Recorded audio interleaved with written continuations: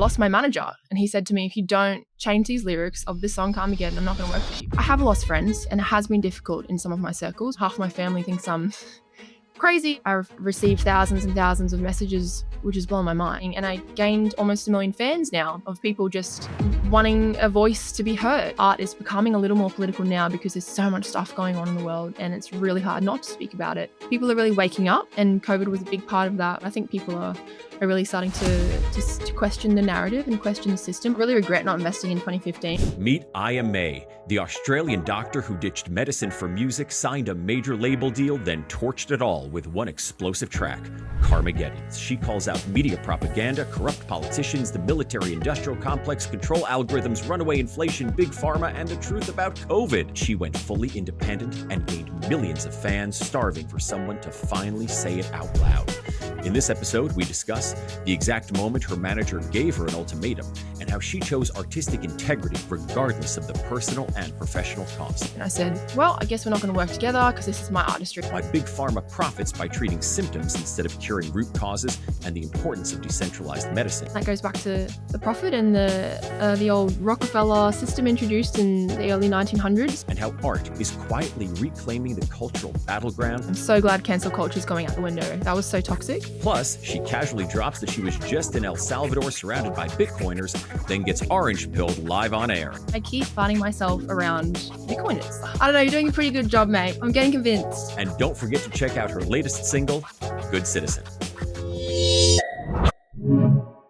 Iyah May, thank you very much for joining us on the show. It is a pleasure. It's just so wonderful to have you. We've been trying to get you on for a while. You're very popular. For those that may not know you, your song Karmageddon, along with some other great ones that you did, Karmageddon was a huge hit. And it's the song that got you dropped by your manager and threatened by your label. Can you walk us through what were the lyrics that caused that and how that all went down and what made you ultimately say, well, forget this, I'm just going to go do it anyway? Yeah, well, I mean, the song has a lot of hot topics in the lyrics. No. There were a few that were like, really? The man-made virus in the chorus, screaming that out was definitely a polarizing one. And also just calling out Israel, standard. That's a tough one. And yeah, there's a bunch of stuff in there. Fauci, the World Health Organization, that definitely mixed up a few thoughts, but that was all right. I loved it. Like when I listened to it immediately, I said, we have to get this woman on the show. So thank you for taking the time to do that. For those that may not know, you do not originally have, I guess, a professional music background. You originally started out in medicine. Can you tell us about that and what made you kind of do this 90-degree turn into music? Yeah, so I didn't really do much music at all. I never did singing until, probably 10 years ago or so. I started dabbling. I was in med school and I honestly just felt like, okay, I've got a great life, but it just feels like I'm a little bit, I don't know if discontent's the right word. It's more like I was looking for something. I was feeling that in my heart. And I'm like, there's something else out there for me. I just don't know what it is. And I'm going to explore that. And I didn't know it was music at the time, but I kind of just, took a leap of faith and I moved to New York as a broke med student. Just worked in a bar and did some research and played around there. And I met this wonderful vocal coach in New York who really just instilled this conviction in me and was like, oh, you can be a creative in life. You know that, right? I was like, really? No way. This is awesome. And ever since then, I've just done cover songs and acoustic gigs, and that just evolved. And then I got a record deal with a major label in Australia, and I just kept it going. And then Karmageddon was my first independent release about a year ago. Now the rest is history. Well, I just want to get back to something real quick. By the way, when were you in New York? Oh, it was like 10 years ago, 2015. Yeah, a while. Oh, I was in New York at that time. We probably ran into each other. So, yeah, amazing. Okay. People, absolutely. Very cool. I do want to get back to real fast, with the song, you mentioned some of the lyrics that were hot button lyrics. You said Fauci, man-made virus, watch the millions die. Here's inflation, that's your prize. That was a real great one for us. Obviously, you talked about Israel. It is so easy in this business to fear for your career. On my end, I was very careful about what I posted on Twitter or X for a long time. And finally, when I started seeing what was happening a couple of years ago over in Palestine and Gaza, I was like, well, F it. I need to be able to look myself in the mirror. And so if I never work another job in my life, so be it. I don't care. I need just my own soul. but many people don't do that. What do you think it was in you that made you say, well, I have to say what I believe and let the chips fall where they may? How difficult of a decision was that? Yeah, it was difficult, but I want to be able to up, uphold that integrity, and it's really important for me to speak my mind. Sometimes, you choose your battles, obviously, and you want to look after your body and your nervous system. You don't want to be stressed all the time just because you have to say everything all the time. It just felt right for me. And when I was writing Karmageddon with my awesome music producer Danny, we just thought about all the things that were happening in the world. And I honestly didn't even think that many people would hear the song. I just thought, I'm just going to I work a lot with intuition and feelings and stuff like that. And I just thought, I have a feeling to put this song out now. And it was right after the election, also, interestingly. And I thought, if no one hears it, it's just a throwaway song and that's fine. And it says some cool shit and that's cool. But it did feel like it was time to speak out. And I went through a lot personally as a doctor and an artist during COVID. And the whole, so many things that happened during that time was so unjust and disgusting. And I thought, if I can put this in a song and speak about it in an artistic way, that's fun and it feels right for me. But yeah, I would encourage anyone, if you feel that little niggling inside your soul that you have to say something, then you should, because you want to sleep with yourself at night and you want to be able to wake up and feel like a good person and you've done something decent. And yeah. I'm going to let you jump in just one moment. I have one more question, Nathan. For people listening in on our show, our audience is composed of a lot of people. Obviously, you're Bitcoiners, people who don't necessarily follow the herd, have had to stand by the courage of their convictions, whether it's in Bitcoin or many other related things. I think, at least for me, the times that I've stood by my convictions and not sold out, which is not all the time, but sometimes, I feel like I've come out stronger on the other side. Do you feel anything about your life has changed since you said, well, I'm just going to do this, whatever happens with the record label happens, whatever my manager happens, I'm just going to do it and come out the other side? Do you feel a change in character or personality, or how you interact with your friends and family or professionally, anything? That's a really great question. It's been a huge year for me, emotionally, mentally, spiritually. It's been a big roller coaster ride. And I'm so thankful that I spoke out. And I feel like I've grown exponentially as a human and an artist. And I have lost friends, and it has been difficult in some of my circles because a lot of my mates are doctors, and it's sometimes awkward because, I'm saying all this stuff and it's like, well, that's not going to go down with a lot of people. And also, half my family thinks I'm crazy and whatever, it's fine. We get along, but it's like, oh yeah, she's doing that again. And the other half's like, oh, I really support this. And yeah, this is not a phase. But I feel so good about myself and I feel like I've grown a lot, and that is the most important thing for me. And even for business stuff like music, I lost my manager and he said to me, if you don't change these lyrics of this song Karmageddon, I'm not going to work with you. And I said, well, I guess we're not going to work together because this is my artistry, not yours. You're meant to manage me. You're not meant to write my songs, man. And so we went our own separate ways, and I left my label and everything. And I gained almost 1 million fans now of people just wanting a voice to be heard and to have been seen and to say stuff. We are all thinking, or many of us are thinking, and I've received thousands and thousands of messages, which has blown my mind, of these people around the world just thanking me for speaking out and saying these things, and other doctors as well who have been lost their jobs or suppressed or whatever. So yeah, I think if you have that feeling, you should follow your gut and don't worry about it, because God makes a way. And if you lose one opportunity, another 10 just come. So I love it. And real quick, I'm sorry, Nathan, was there any one particular lyric that your manager focused on, or was it just the few of them? Yeah, I think it was mostly the genocide in Israel line. That's what I figured. Yeah, okay. Yeah, kind of poking at that one.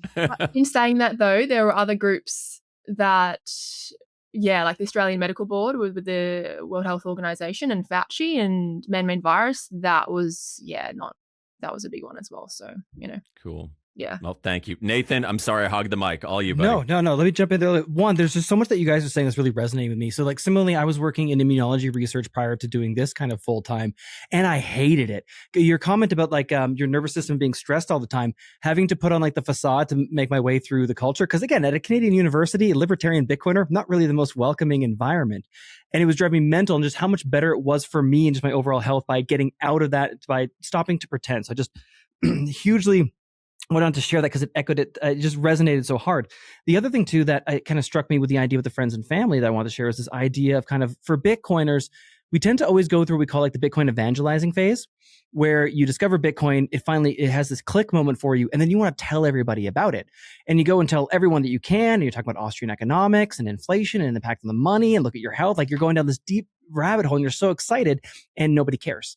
Like, it's not received. And for the longest time, I remember talking with people about this, that I looking back on it, what I thought I was doing, what I think that everybody was doing, is we think that we're trying to like help them, give them some information, bring them along with us. But what I realized is it ended up being like a really interesting kind of filter mechanism, that relationships that I thought were really close were kind of revealed to not really be that close or that strong. There wasn't any curiosity because something was exciting me. And relationships that I didn't realize we had a whole bunch in common all of a sudden kind of emerged and appeared. And it really was for the betterment kind of going down this in terms of friends and family and the works, because it's almost like I was able to identify and find my tribe. So I just absolutely want to jump on that and kind of share that element there. I'm curious because I would imagine too that this may have opened up a ton of new relationships and information for you, but going back more to the beginning, because for me, being like libertarian and camp and Bitcoiner, finding this sort of information on decentralized health and all that stuff as well too is very much in our kind of, counterculture. But you're still relatively new to being introduced to Bitcoin. So who were the influences on you, or what sources of information were the influences on you that you were already down these rabbit holes in terms of inflation and health and the wars in the Middle East and everything as well too? Oh, honestly, my sister. Oh, okay, good. Oh. Yeah, we have lots of very deep chats, and she's like 13 years older than me. I should know. She's a wonderful human and a bit of a mentor for me for sure. And she's always drilling stuff into my mind. I'm like, come on. And then it happens 2 years later, She's always like 5 years ahead of me or so.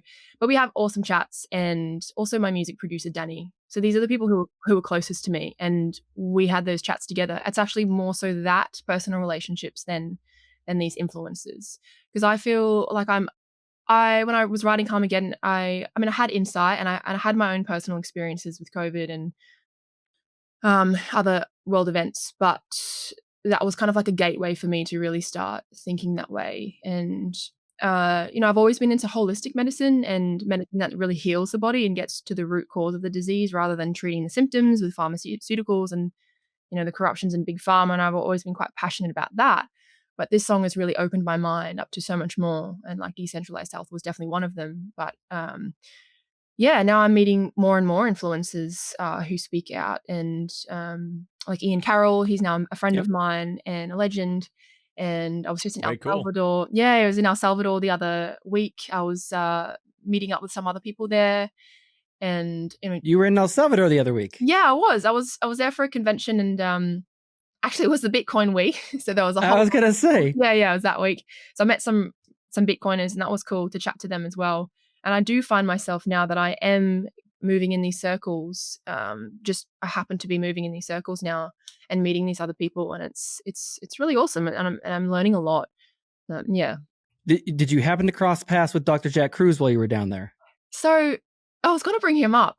My sister's a huge fan of him, and I didn't cross paths with him, but I hope I will, because he's what would you call her, Dr. Alexis. I've listened to a lot of her podcasts, and we're friends too. So yeah, I really wanted to, but he was doing stuff. But I know that he lives there, and I thought that was really cool. And I love what he says about sunlight. I've actually incorporated that into my life a lot in the last year as well. No, it makes a huge difference. It's one thing that even Gary and I were discussing before recording this episode, that the dealing with the artificial light that I'm constantly under in front of a screen, I can tell that it's having a negative impact on my health. We just had Dr. Cruz on for 2 episodes as well too. So perhaps we'll have to do a collaboration in the future and get you and him back on for another conversation would be wonderful. So since doing this, it's basically opened up a ton of other avenues in terms of further exploring different kind of, you say, countercultures and different sort of informations. Is there any other rabbit holes and things that you've gone down recently, or other causes of things that kind of have your attention? And the reason I bring it up is because like the music is so beautifully written and produced, and the videos are gorgeous as well too. But that takes a while. There's like quite a time delay between that and the message behind it coming out. So if there's anything right now that's maybe more top of mind or that has your focus. Not really. I feel like it's a lot to do with philosophy and just the human heart. And I'm writing a lot about that and how things feel and how the world makes us all feel. I suppose that maybe that's the artist in me. It's more about that kind of stuff. But I know my last song, Good Citizen, touched on a whole bunch of different topics. Yeah, but I can't think of any rabbit holes per se that I'm going down. It's more like a global collective thing, and it's whatever's infiltrating my mind and whatever I'm going through personally and experiencing that I chat to my producer about in the studio. I'm like, well, what should we say to the world today? What's important to us, and what are we really feeling, and what are we really passionate about today? CoinKite has been in the game for years, creating hands down the best and most secure hardware when it comes to securing your Bitcoin. The Cold Card Q is an absolute powerhouse and my daily driver, and it's ideal for newcomers and advanced users alike. The Tap Signer gives you a low-cost, user-friendly option for those just getting started or for convenience when traveling. You can head to coinkite.com and use code BTC Sessions for discounts, or simply scan the QR code on the screen to get started right away. One company I like pointing people to when they ask about Bitcoin mining is Abundant Mines. They were founded by Bo and Christine Turner after losing over $500,000 to broken promises in the mining industry. And they built their hosting model to remove the usual headaches. With Abundant Mines, you own your machines and keep 100% of the Bitcoin you mine. There's no revenue share, no hidden skims. Pricing is simple. One flat monthly fee covers power, parts, labor, and repairs. They also guarantee uptime. If a machine goes down, their hash rate redirect system routes hash power from their fleet, so earnings don't just stop. And every machine is insured at full replacement value. Everything is hosted in the US, powered by Hydro, and mining equipment may qualify for 100% year one bonus depreciation. Learn more at abundantmines.com/sessions. That's very, very interesting. And Gary, I promise to let you jump into this one. No, cool. I actually want to unpack that a little bit too, because I'm curious if the writing of the music comes from a place of personal expression, or it comes from a place of like wanting to shift the public conversation as well too. Because I'm very conscientious of the fact that, at least in my mind, and I think it was it was a Breitbart, I think, that coined the term that, you know, politics is downstream from culture, and I very much so believe that culture is downstream from art. Like even personally on my own influences, I can point back to like the early 2000s punk being like hugely influential on my libertarian values. It was all very anti-war in Iraq, very anti-neocon at the time. And that was something that really resonated with me and kind of drove me into that track. Now, I thought I was hanging out with a whole bunch of like, you know, anti-authoritarian people. Turns out they were just leftists that weren't in power at the moment, which was a little bit disappointing. But still, the art was hugely impactful on my worldview. Even something as simple as Matt and Trey from South Park. There was one line they said in an interview is basically, you make fun of everything or you make fun of nothing with regards to freedom of speech and comedy. And I never forgot that one little line from an artist that was making a hilarious cartoon show actually had a profound impact on my view of the world and kind of my base values. So all that to say, and I could even tease out, I think, the fact that I would suspect that your demographic might be a little more women leading in terms of the audience there, that I think that can have huge impacts on actually shifting both the culture and then the politics. So is it coming from a place of just personal expression, or is there a broader mission of actually bringing these things into public consciousness? Oh, it's definitely both. Yeah. I do genuinely feel passionate about helping people, as cliche as that sounds. Like, I really do want people to succeed, and I really do want people to find health. And there's so many lonely people out there, and there's so many excluded, unseen people out there. And people have messaged me saying that, and the song makes me cry because I felt like I was so suppressed, and I felt like I was so outcast and not seen by society and the world and my family, my friends. And that makes me want to cry, because I thought there's just people out there who really need to be heard and to be seen. And if an artist can make art that translates into something beautiful for them, I think that's such an awesome accomplishment. And I think art is special because we're not necessarily raging and ramming it down people's throats. Like, politics can get a bit gnarly, and I don't even think I don't consider myself a political artist. I've never been too into politics. I've always been a lot into trying to help the world just be a cooler place for us all to live in. And I just think art is becoming a little more political now, because there's so much stuff going on in the world, and it's really hard not to speak about it. And sometimes it does get really heavy, and you have to watch your nervous system, and you have to watch your mind and think, okay, what am I comfortable with speaking about today, and what do I really want to say? So yeah, for me, it's been, how can I add to the collective, and how can I choose humanity first, not the left, not the right, not even my own country or whatever, the US or another country in the world. What can I choose for people first? What can I choose for you and I, for one of one? And art is a really awesome means to do that. I'm super, super grateful that I can write stuff and put it into songs and people can hear it. That's awesome. That's beautiful, and it's so wonderful too, because I think one of the I think this will be reflected in the messages that you're getting too, is that particularly because I'd say like the cancel culture in the last year, since about like 2016, maybe the 2013s or so, had become so hostile that having someone like yourself up there, successful in successful musician, sorry, I think, is it gives people permission to actually say what they think. Like it helps them shed the shackles a little bit to know, like, no, this is at least acceptable culture. This is acceptable to at least talk about and question and discuss. Yeah, I'm so glad cancel culture is going out the window. That was so toxic.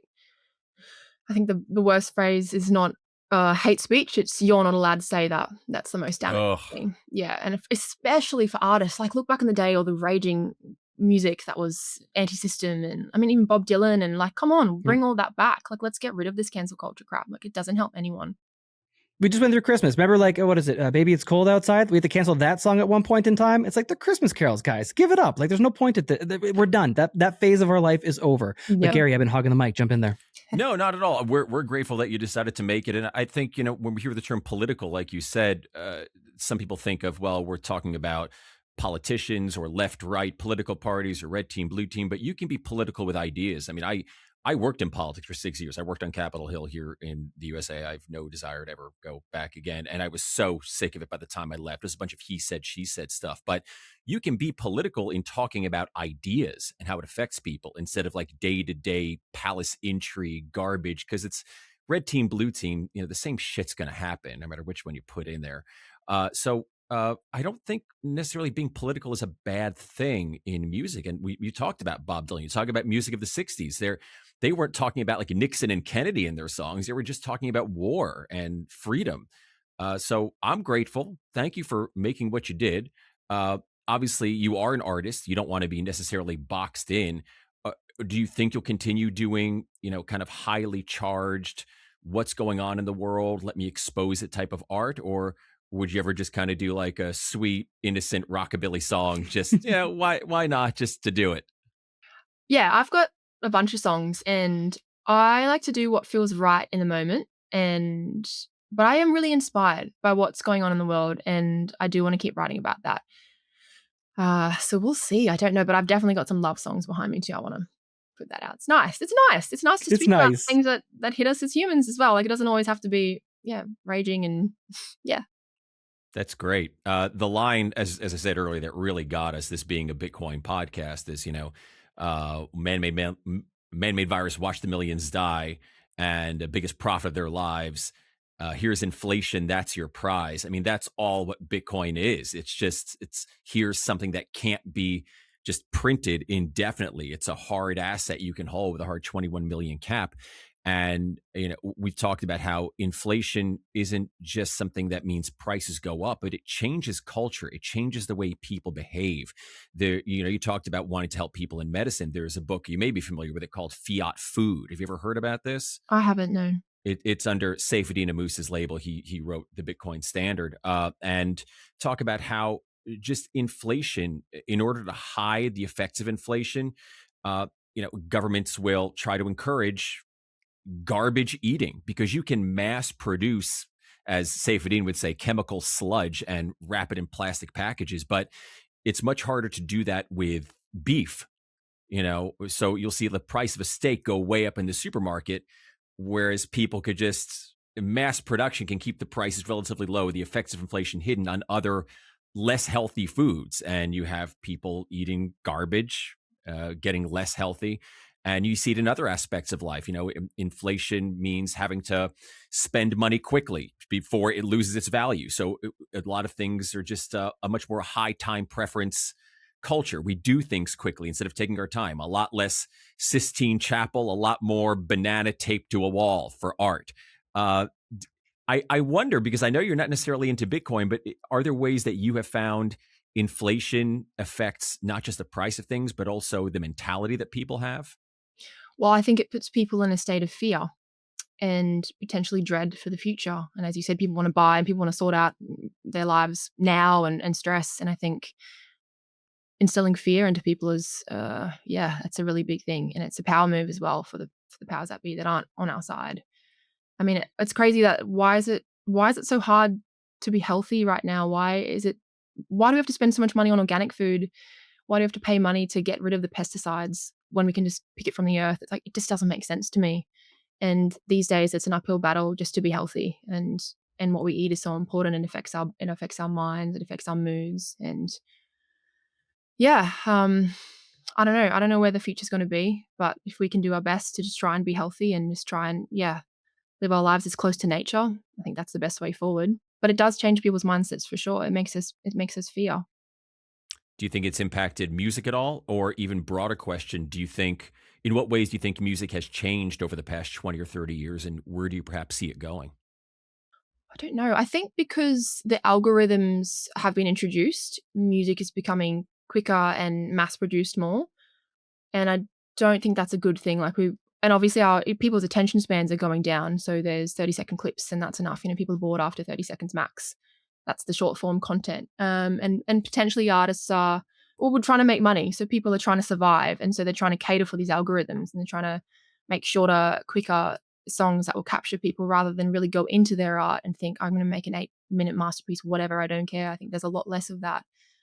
And especially with the introduction of AI, I don't know how that's going to change the music industry too, but I'm a huge fan of listening to an artist, not listening to an AI song. But it's going to be an interesting next half of the decade for sure. What are you thinking, Nathan? You're in the music space.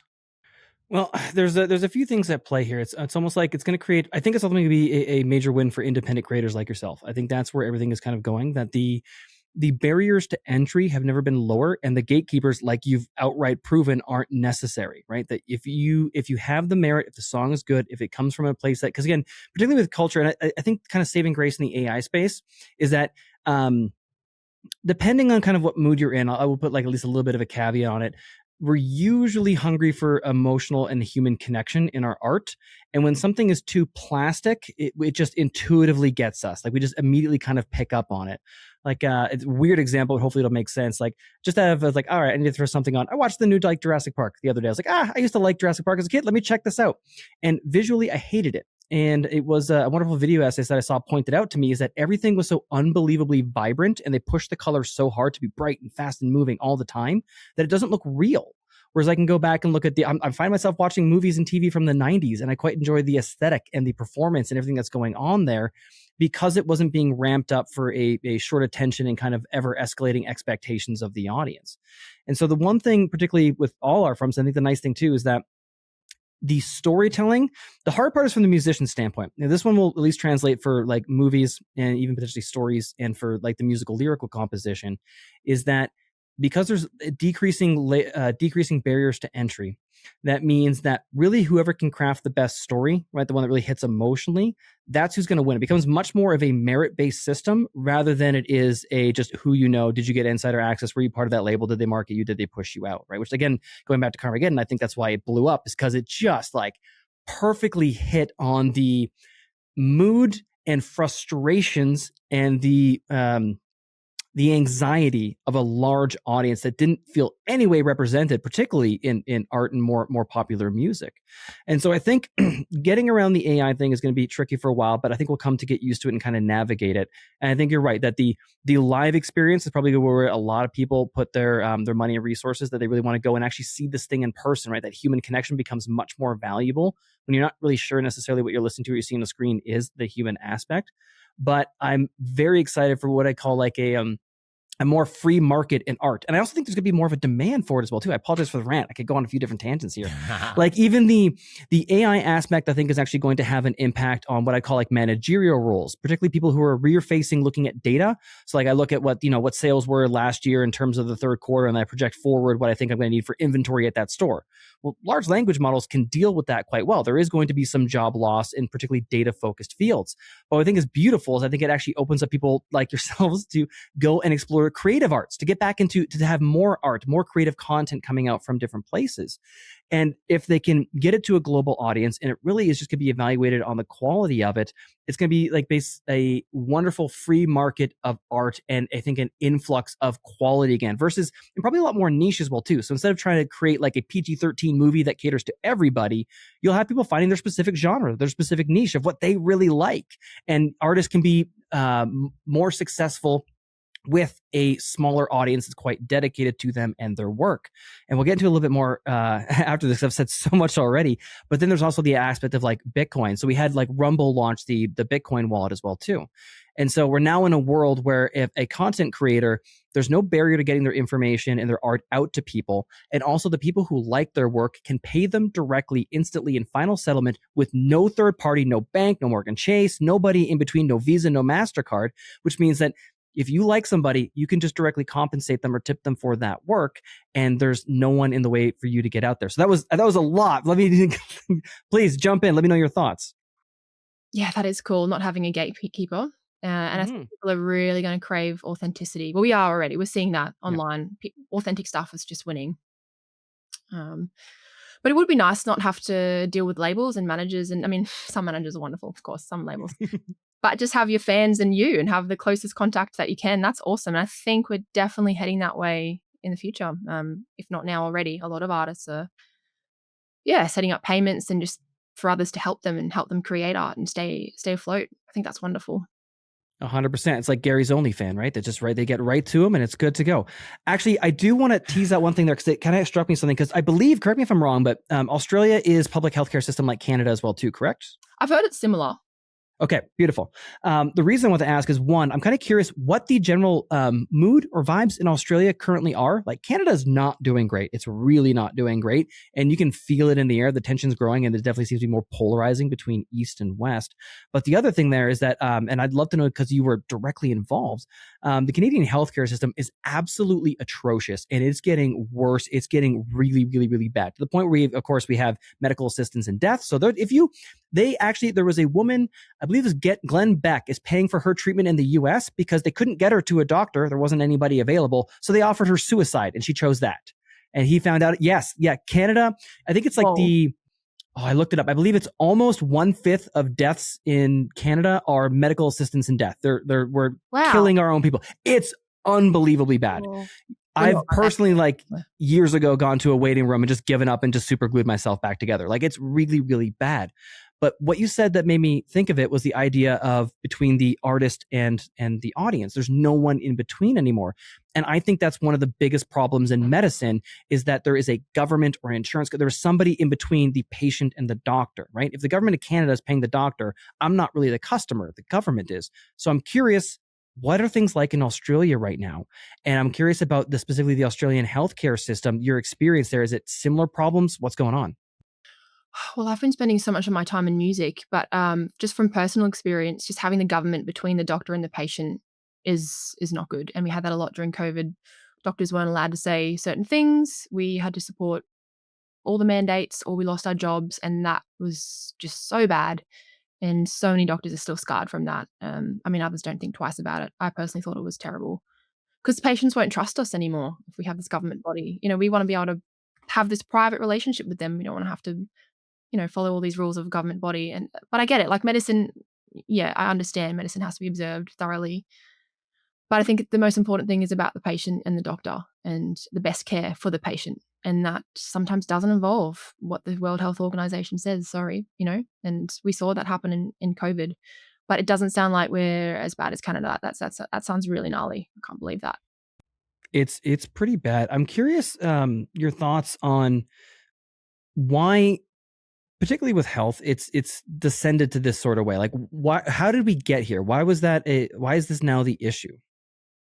Yeah, well, I think it goes back to profit, doesn't it? And I think, Big Pharma has a lot to do with why we keep treating the symptom, not the root cause of the disease. People are going to a doctor and they're getting mostly just pills, and we spend basically no time in medical school learning about nutrition and how to eat, which is wild to me, because how do you allow a car to run well when you don't put the right fuel in it and then expect no problems? Of course you're going to have a million problems. But I think, again, that goes back to the profit, and the old Rockefeller system introduced in the early 1900s to fund medical schools that promote pharmaceuticals made out of petroleum oil, conveniently for the Rockefeller family, and holistic therapies were just kicked out, like sunbathing, which is, well, we don't hear of that. You see hospitals, or Dr. Jack Cruz would have told you all about that, I'm sure, but the hospitals are all in these disgusting lights and blue lights, and we're all on our screens all day, and you were told to avoid the sun, but not avoid our screens all day. And look at the chronic disease. It's the worst in history now. People are staying alive longer, but they're sicker, and they're dependent on the system, and they have these diseases, and they have these chronic illnesses that requires pills, and that's a lifelong payment system. Then you created a problem, and then you created a solution, and that's exactly what these big pharma companies have done. And I think now people are really waking up, and COVID was a big part of that, and just all the stuff that's going on in the world. I think people are really starting to question the narrative and question the system. It's been a huge journey for me to come out of that. I mean, I started before that because I was in the medical system, and I thought, this just doesn't feel right, a lot of this stuff. Why aren't we teaching patients about how to eat and how to get nature and community and stuff that actually heals people? Why are we just putting them on blood pressure medications and sending them home, and then they're going to come back with another 10 problems? So yeah, I think people are starting to wake up and connect back to nature and fuel their bodies and seek other resources, which is awesome and inspiring. And I really love that. And I want to play my part to feed that. And I see other doctors doing that. And I think that's awesome, because if ever everyone wins, we win too. Agreed. I actually want to just unpack that a little bit, and then Gary, I'll let you jump in quick. If somebody was just kind of hearing these ideas for the first time, what would you suggest they maybe go look or read or study or try? Like, when you talk about getting back to nature and sunlight and diet, what sort of things do you think are worthwhile and meaningful for someone to consider or think about? I think food is such a hugely important thing for us all. And the problem is we just don't know how it heals us anymore. Like, that knowledge is kind of lost. We need to dig deep to find that again. And every fruit and vegetable has a role. It's actually really nice when you look into it and research and study it. It has a role in how it can heal different parts of our body and different organs. And yeah, I'm super passionate on that, and I'm a health freak, and I love starting my day with lemon water. And I just had a celery juice. I know that sounds really nerdy, but I want to sounds very plain. Yeah, it does. But I eat well too. I'm also like, I'm foodie, but I want to give my vessel a really good chance in this world. And it's little things like, what are we eating? What are we drinking? Are we filtering out all the crap that they're adding to our water, like chlorine and fluoride? Are we getting rid of that? And are we getting our sunlight at least 30 minutes a day? And do we have community around us? Do we have our loved ones around us? Because, there's lots of studies and other cultures where people are living longer. I think it's called the blue zone in Japan. And these elderly people are living longer because they're connected to their loved ones and their grandchildren. And we should really look into that for our society as well, for our Western cultures. But I would start with, what are you eating and what are you putting into your vessel every day? And that's not just physical, that's mental stuff, that's spiritual stuff. And then the basics, like getting the sun and grounding and getting out into nature and getting off the phones and off the screens and getting around friends. It just works wonders, because I think if we can align all that and come off the pharmaceuticals as much as we can, being reasonable, then our health has a far, far better chance.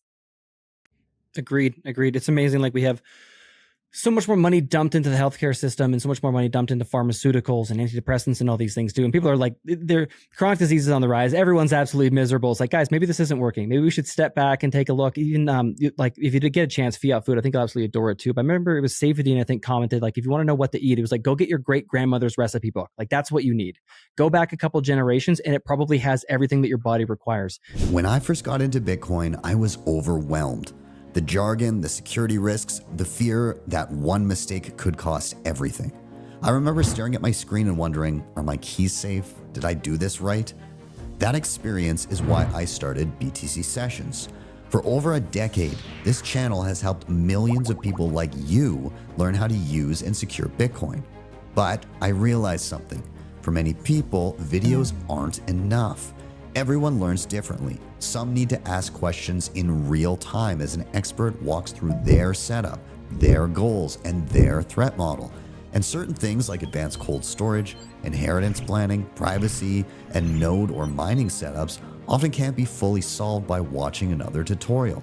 So I built BTC Mentor. I recruited the best Bitcoin educators on the planet to work with you one-on-one. Real experts, real answers, personalized hands-on guidance tailored to your exact situation. Whether you're brand new or building a complex setup, we meet you where you're at and walk with you step by step. By the end, you don't just hope your Bitcoin is safe, you know it is. If you're ready for that level of confidence, then head to btcmentor.io and book a call with us today. Gary. Yeah, you talked about how, the Rockefellers put petroleum into pharmaceuticals. It helped them. And, we're at this, we keep coming back to this idea in the Bitcoin space of low time preference versus high time preference thinking. I don't know are you familiar with the term at all, Iyah? No, can you explain that? Yeah, it's basically just the idea that low time preference means you don't think in short term thinking.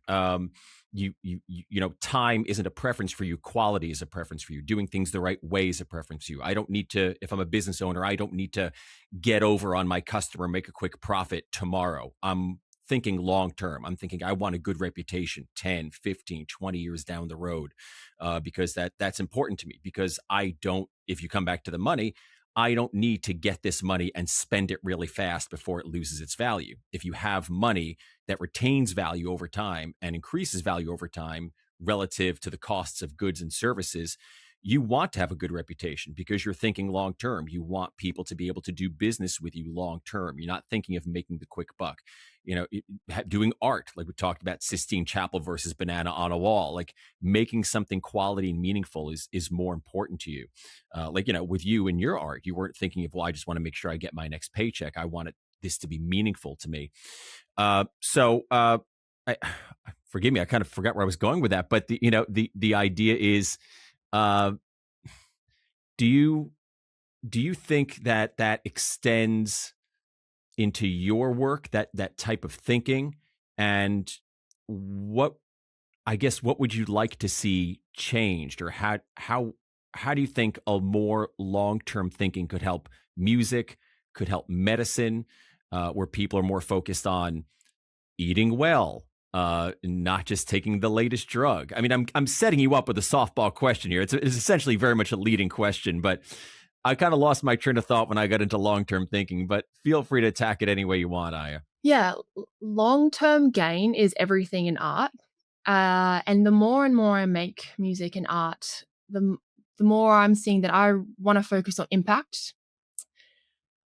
I think that when I'm old and dying, and I'm going to look back on my days and be really proud of the impact I had on people's lives, not the amount of records I sold necessarily. And it's the messages from people saying thank you for helping me feel less alone and feel seen that really mean a lot to me. And with medicine, well, art is medicine. Medicine is art. I suppose that's how I've ended up in the two worlds, because they feed into each other. And actually, my music is definitely feeding into my medical world, and my medical world is feeding into my music, which I never thought would happen. I always thought they'd have to be separated. But yeah, if we lack the discipline and the tenacity to try and have our long-term gains, and if we're just focusing on short-term gain, we're never really going to make anything that substantial, are we? We're going to make art that's fleeting and coming and going. We want to make timeless art, and we want to see our bodies as something that's worth investing into long-term, because gosh, when we're 50 years old, we have all the money and the material wealth that we've all ever wanted, I bet you would give it all away just to be 25 again with the health and body that we have. And I think that's so important to remember, that we want to live a long life, but we want to live a good life, a damn good life. Like, we want to feel healthy, we want to feel happy. And that's about discipline, and it's about determination, and it's about taking your time with things, and it's about looking into, okay, what is my lifestyle, man? Like, am I stuck on my phone all day and eating crap and trash? Then I'm going to feel like shit. And let's not get used to feeling like shit all the time. Let's get used to feeling really good, because we can, and we have all the answers. And modern medicine has expanded a lot. And if we dig a little deep and we go a little decentralized, like if we go into it a bit, there's so much wonderful information out there about how we can help ourselves in the long term rather than the short term. So I suppose that overlaps with Bitcoin as well. Like, you're really thinking about the future there, and you're thinking about the impact on yourself and of others as well. 100%. Nathan talked about before, like when you first get into Bitcoin, you want to preach to everybody. And I've had to step back because I was the same way. I'm like, this is the answer, guys. This can help prevent war. I'm you'll never end war. But one of the things we talk about in Bitcoin, I don't know. Well, Nathan and I debate that a little bit. I think humans are still going to human, but we can have less of it. One of the things we talk about Bitcoin is, instead of the state having the ability to just kind of print money infinitely to pay for all these wars, if you're on Bitcoin, a Bitcoin global standard, you have a hard cap of 21 million. Suddenly, the state can't just print the money to pay to drop bombs on kids overseas. They actually have to come to John Q, taxpayer, regular guy in the suburbs trying to provide for his family on a median income job and say, hey, can you surrender another $30,000 a year so we can pay for these bombs and planes and soldiers to go kill these kids overseas? And maybe John Q, taxpayer, before, maybe he wasn't pleased with it, but he wasn't thinking about it. And now it suddenly affects him directly. Like, oh, you're going to actually directly take this out of my pocket instead of me paying for it on the back end with inflation. Maybe we shouldn't be killing kids overseas and just dropping bombs willy-nilly. So that's in theory one of the ideas. So I was so enthusiastic about wanting to spread, the good word about Bitcoin. I'm like a Jehovah's Witness. Like, have you heard about Jesus? And I felt like I had to stop myself sometimes. And I bring that up because I've never done this on a call, but it seems like you are so in the Bitcoin space, like everything around the Bitcoin space, the ideas, the idealism, the sensibilities, and yet you're not into Bitcoin. What do I need to do to orange pill you right here on this show right now? I don't know. You're doing a pretty good job, mate. I'm getting convinced. Are you? Yeah. All right. I like the underlying foundations, though, where you can give people back their agency and decentralize. That's cool. And that's what I'm into with medicine and art. So it's in the same world for sure. And I keep finding myself around Bitcoiners. Like, I was in El Salvador in the Bitcoin week, and I'm like, what's going on, man? So I'm open and I'm looking and I'm learning. I guess I just didn't get into it, and then but I'm definitely open. All right, what questions do you have? Yes. What is top of mind? Because maybe this will serve. Maybe there's somebody else out there who's very similar, right? They resonate with your art and your music because they see the problems in the world and they've identified that we have these issues. Now, Gary and I are coming forward and saying that, like, hey, I really think that Bitcoin is the solution because we fix the money, we fix the world. But that's a pretty outrageous, outlandish thing to say. So, what are the hesitations? Give me the hardest questions you got, and Gary and I will try and answer them. Look, let us have it. Don't hold back. My main thing is I don't want to have to watch all the time. I feel like you have to be passionate to get into it because you have to learn and observe. And I'm time poor. I've got a lot of stuff going on. So what would you advise to someone like me who's time poor, isn't super well versed in the Bitcoin world? Where would you start? And I don't want to have to be thinking, oh shit, how's the Bitcoin stuff going? Like, I don't want to be in the gambling game. I just want to be peaceful. Yes. What would your advice be? I have the best 17-hour podcast for you to listen to. Because I just hate all my time. I'm just going to throw it out the window. Perfect. Let's start there. Okay, I will say that Bitcoin is not an investment. It's mistakenly treated as an investment. In a lot of areas, it's still treated as a risk-on asset, but that's not actually the case. What it is just a return to savings technology. So for me personally, like, all my assets, quote unquote, is just tied up in Bitcoin. The reason being is I don't think about it at all anymore. There is a bit of learning in terms of how to use the tools and understand the network, but it doesn't take as long as you would think, as long as you commit a little bit of time to it. Or like Gary and I, that's what we do as well, as we work as consultants in the space, and then we do the podcast as well too. But it's kind of like looking at a car engine. Like, overall, if I'm taking the whole thing in, it looks very, very, very difficult, but it's not. It's actually, in its individual components, it's quite simple. It's just complex. There's just a lot of them. So bit by bit, it's really not too bad to get around, but it is something new and something novel. But in terms of giving your time back, I don't spend any time looking at charts. I'm not concerned about investments. I'm not worried about a CEO or a company or a manager making a big mistake. There's no bank, there's no government that could seize it from me. So all I do, my entire financial strategy is I go out there and try to offer as much value to people as I can. I pay for the things that I have to pay for. Whatever's left over, it goes into Bitcoin. That's it. There's no thinking. It's just put in there and then tucked away. And in my life, I'm very fortunate that I have a beautiful, wonderful wife where I don't even pay the bills anymore. She does all the financing and accounting for me. So literally my only job is like, you go out there, you earn it. It gets tucked here and I'll deal with it. So it gives you your time back because you no longer have to be you shouldn't have to be an investor or a trader in order to retain the value that you've earned. If you leave it in Australia, dollars are screwed, in Aussie bucks, and USD is not that much better. So you're stuck in this position where you have all the value that you offer to millions of people, you have it sitting in this melting ice cube. And if you leave it there, it's just going to whittle away, which is what forces you into buying like S&P stock and going out on the risk curve and doing all these silly things. Because again, you don't have time to audit these companies or look at the charts or understand what's going on here. You need to focus on, well, there was medicine before, but like medicine, decentralized health, your art, there's so much already going on. Bitcoin gives you your time back because it's just savings. It's just a savings technology that you can just take the excesses after everything's paid off, stick it in there and just forget about it. And when you come back in 4 or 5 years time, like it's volatile, but it's volatile up and to the right. On a 4-year time horizon, it's always up. You look at the average of the curve, it's just up and to the right because the network is growing and constantly expanding. So that would be the case that I make, that it actually gives you your time back, that your money can't be debased, it can't be stolen from you, and nobody can stop you from sending value to anyone you want in the world. And obviously you don't think it's too late to invest now, given that it's just gone up so much, No. Such a wonderful conversation. Yes, it is not too late. It is definitely never too late. First and foremost, because if you think about, like, if you look back on like a gold standard in these things too, even the last person who gets on Bitcoin still benefits from it, right? They benefit from the additional productivity growth across the world. And I hope this will resonate with you. Money is just a way of communicating value, right? It's just a value communications layer. It's another language that people use to talk, because nobody wants money for money. You want it for the other things that you can get. So it's basically a representation of like, I did some work, I have this money, I can cash that work in because I did excess work for people. I can cash that in for other goods and services later. So money is just a communication tool. And when you start to distort the money, so when governments get in here and central banks get in here and you distort the money, it's like the Tower of Babel in a sense that you're making it so people can't communicate effectively. Businesses aren't getting the right signals, right? If you tax, you know this intuitively, if you tax something, you're going to get less of it, right? Because you're distorting the price signal, because you're adding additional cost to it. If you subsidize something like shitty food and poor pharmaceutical drugs, you'll get more of it because you're distorting the communication that comes from the prices. So first and foremost, even the last person who gets onto Bitcoin still benefits from it, particularly in the freedom aspect and just a better world and culture as well. The other one, in terms of like, are we too late in terms of investing? Currently, Bitcoin is sitting, I think, just around $2 trillion of total market cap.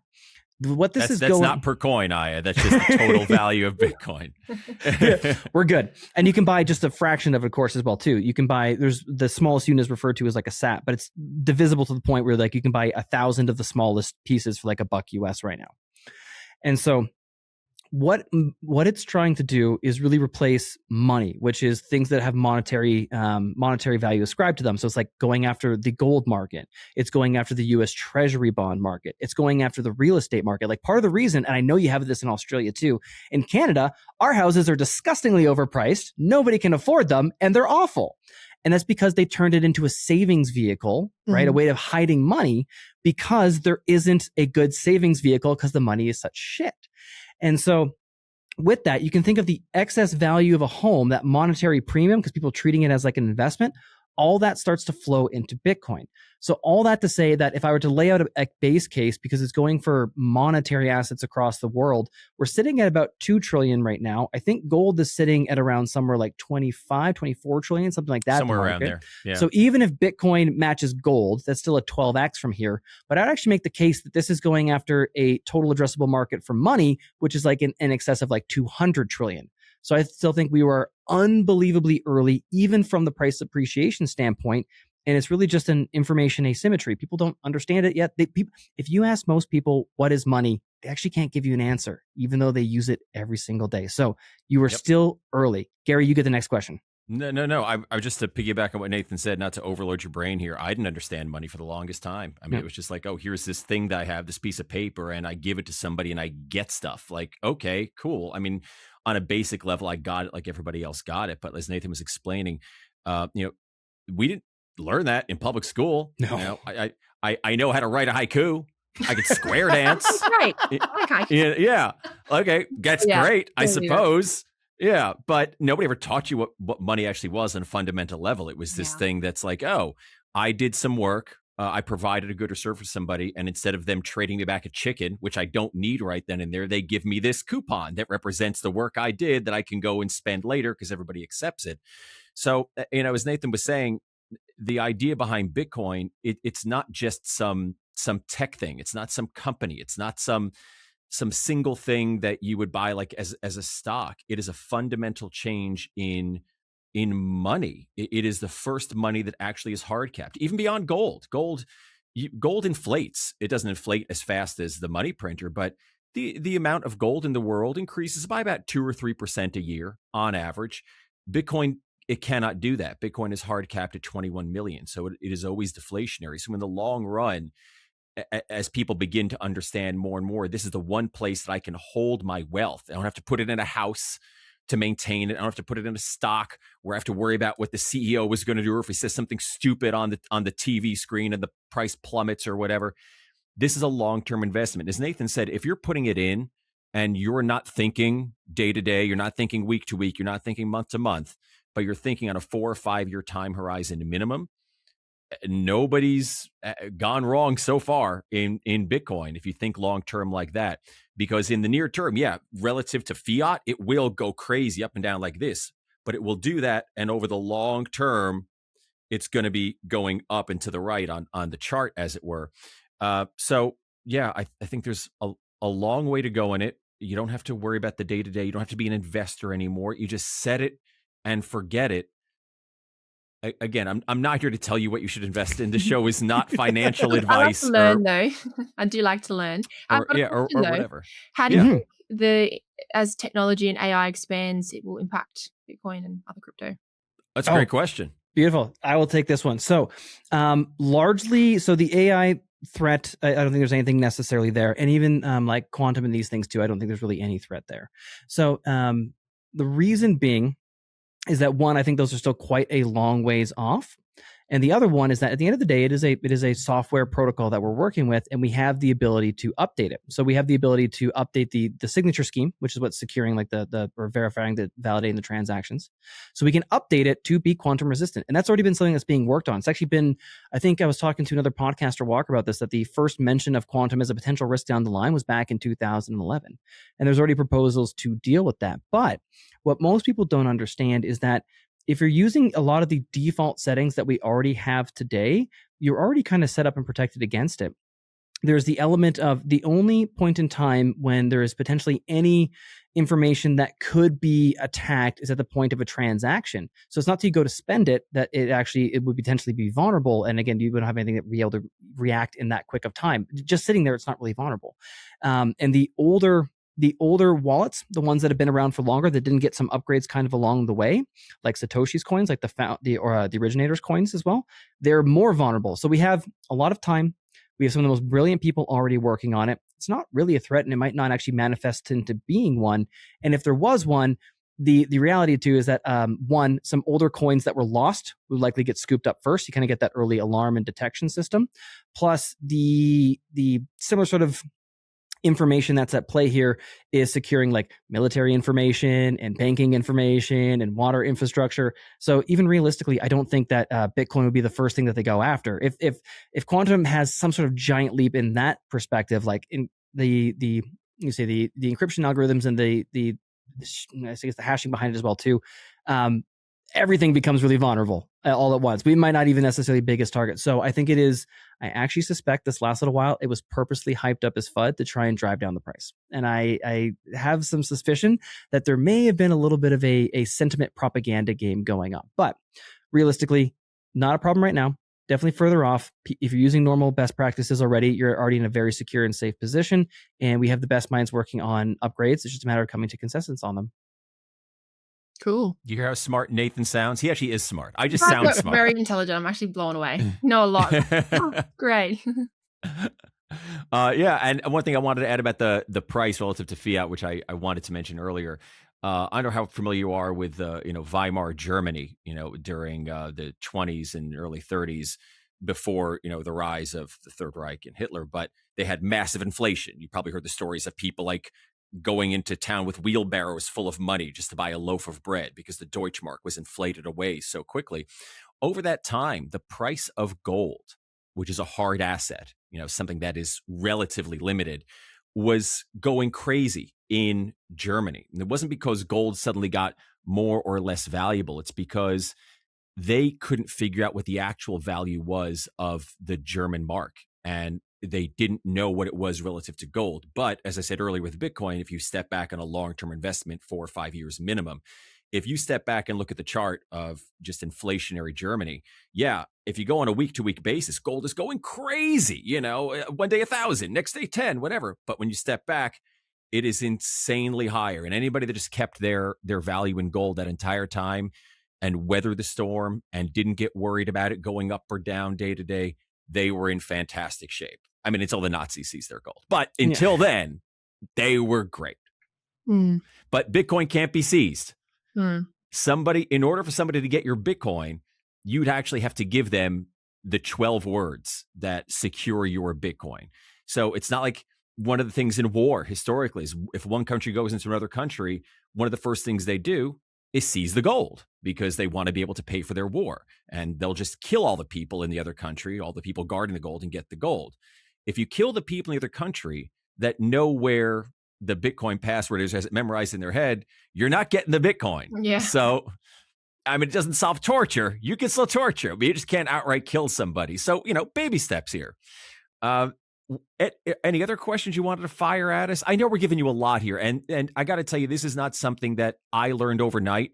I bought my first half of Bitcoin back in 2013, and it took years. When I mean years, for me to really get familiar and comfortable with it to the point where I was no longer thinking, what's the catch? What's the scam? What's going on here? What am I missing? Because I've said many times, I'm smart enough to know that I'm not that smart. I have to be missing something because I want this to be so true so badly. But I read books and, in the time listened to some podcasts, and eventually it kind of sunk in. I'm like, yeah, I believe it's the real deal. That's just me.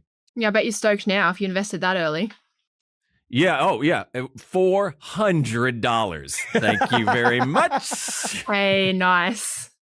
Shit, I really regret not investing in 2015 when I was living in New York, and my housemate from San Francisco was like, oh my God, you should really do this. I was like, nah, you're just some, kid from San Fran. I'm like, fuck. Yeah. Oh well. But it's insanely early. Yeah. How early we are. And we're like, if you think about it in terms of the early days of the internet or email, or, when you used to be on the internet, you'd go to like a website that looked like a magazine, and there were like 7 websites, and they just looked like a magazine that somebody took pictures of and put it on the internet.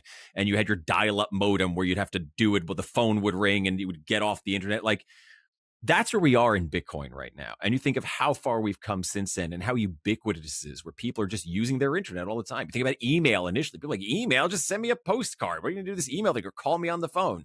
Everybody uses email. Even in computers, you used to have to like type CD / something and type all these things to know where to go. Now you look at a screen, you point and click.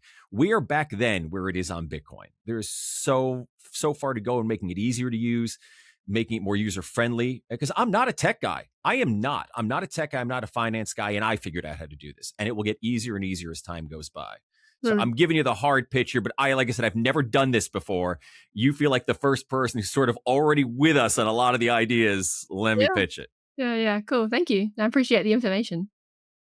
Well, at the risk of not turning this into just like a Bitcoin, have you heard the good word about Bitcoin? For you talked about your passion in music. You're from Australia. You talk about wanting to help people. If there's one thing in Australia that you could change, what would it be? And if there's one thing in the world that you could change, what would it be? Oh, wow. That's such a deep question. I have to think about it. Take your time, but we have 7 more minutes, so be quick. I just really would want people in my home country to start seeing the truth of things more and more. It makes me so sad to see some people hurt themselves in their lives because they just don't really see what's going on around them or don't want to see, and you kind of have to meet people where they're at. Like you guys said, you spoke to all these people and you want to spread the word of Bitcoin. Sometimes I feel like I want to spread the word of health and whatever I know, to be like, no, how can you not know this? This is really important. But we just have to meet people where they're at and be compassionate and just be there for them regardless, and people die from lack of knowledge, and I would just love for people to, not that I know everything, there's so obviously that like I'm learning too. I'm saying I'm part of this, but I would just love for us all to just learn about how history is not necessarily history, and narratives can be created and changed, and the past can be changed, just in like 1984 whatever, and don't necessarily believe everything that you're fed, and how much is what you know, how much of it is yours, or how much of it is what someone's given you. And I suppose that's the same for the world. I think every generation has an important role, and I think this generation, one of the most important roles is providing the truth to the world in a compassionate way. So I would probably say that. That's beautiful. I do want to just make sure that we get this in here as well too. So completely different pivot, totally different direction. Is there anything really exciting coming up in your music right now? Do you have any plans to tour? Do you have any big releases coming up? Anything that you can tease or let us know about? Well, I am working on an album.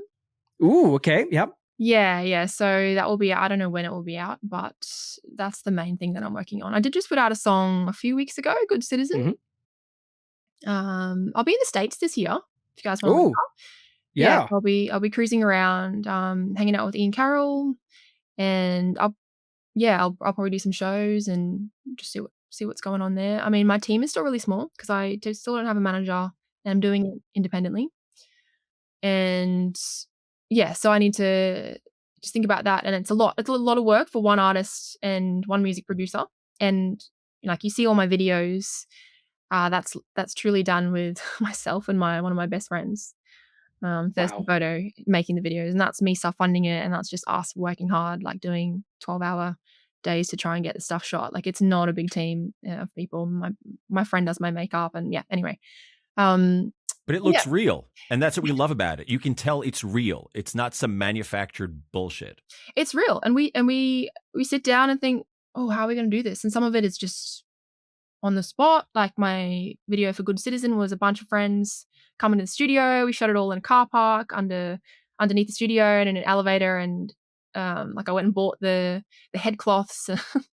It's all just such a home job, and it's so fun though because it's so DIY, and that's just the spirit of what this project is. It's very much just an independent, away from the system and gatekeepers project. And I think that's just so fun because I have the freedom to say whatever I want now, and I've got a fan base now, which is the best part of all this. The fans run the show, not the gatekeepers, not the huge labels. And so I think with my creative career, a lot of it is happening kind of like month by month. I can't plan too much. There's a lot of uncertainty going on, but I think that's part of what drives me to be inspired and be excited. It is that uncertainty and facing that and not knowing where I'm going.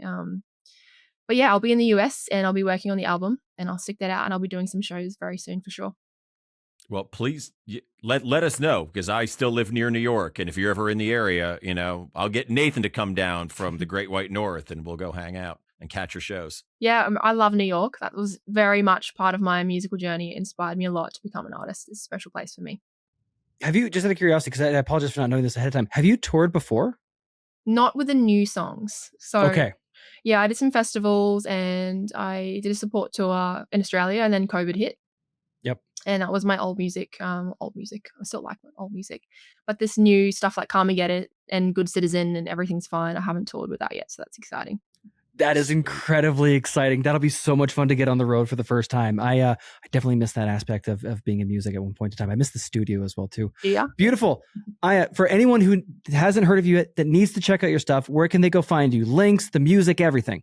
Yes, YouTube, Iyah May, all socials, Instagram, whatever, Facebook, Spotify, Apple Music, Bandcamp, iTunes. If you want to buy the track, good old fashioned, that's good.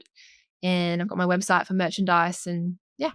Hey, you. Yes, you watching the Bitcoin price movements and the latest exciting news. It's awesome to stay informed, but the real power of Bitcoin comes from taking control. Don't just watch, take action.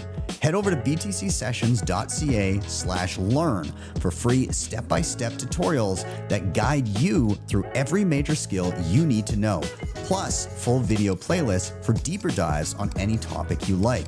And if you're ready for the ultimate fast track, scroll to the bottom and check out bitcoinmentor.io for premium one-on-one experience with my team of Bitcoin experts to ensure you get it right the first time. Don't wait. Secure your Bitcoin future today. Hit the link in the show notes or scan the QR code on the screen. If you enjoyed this episode with Iyah May, please do like and subscribe. It really helps out. And check out the previous episode with Simon Dixon and Jeff Booth.